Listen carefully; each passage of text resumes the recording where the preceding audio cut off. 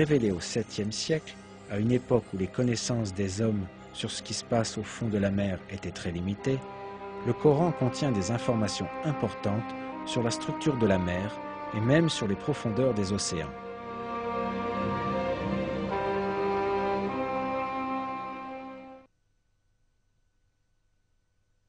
Il a donné libre cours aux deux mers pour se rencontrer. Il y a entre elles une barrière qu'elles ne dépassent pas.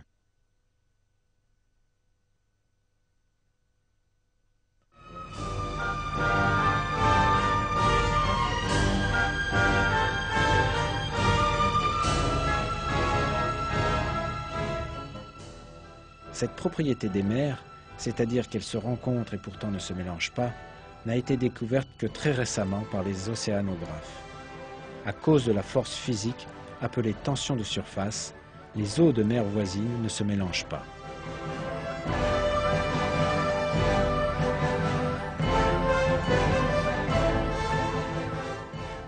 C'est un autre miracle que, au cours d'une période où les connaissances en physique ou en océanographie étaient très réduites, et la tension de surface inconnue, cette vérité fut révélée dans le Coran.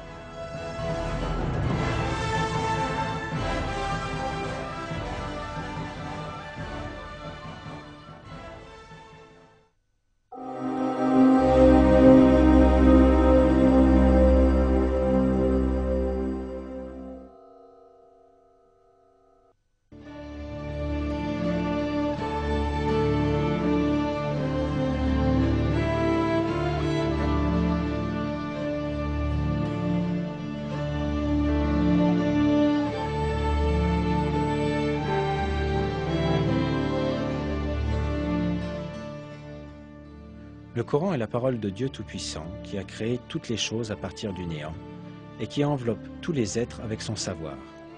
C'est pour ces raisons que ces faits qui n'ont été découverts par la science que très récemment apparaissent dans le Coran, envoyé il y a 1400 ans. Dans un verset, Dieu révèle cela à propos du Coran.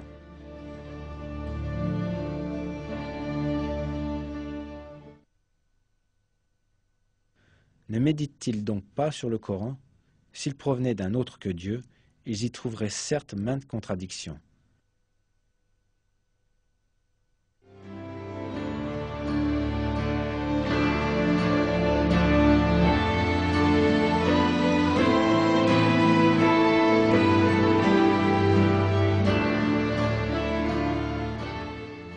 Il n'y a aucune contradiction dans le Coran.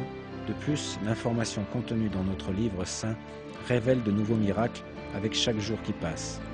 L'être humain doit s'accrocher fermement à ce livre divin révélé par Dieu, et il doit le recevoir avec un cœur ouvert, comme son seul et unique guide dans la vie.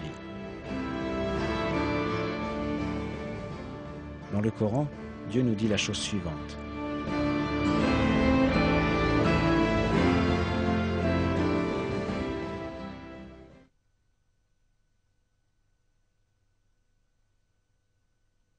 Et voici un livre béni que nous avons fait descendre. Suivez le don et soyez pieux afin de recevoir la miséricorde.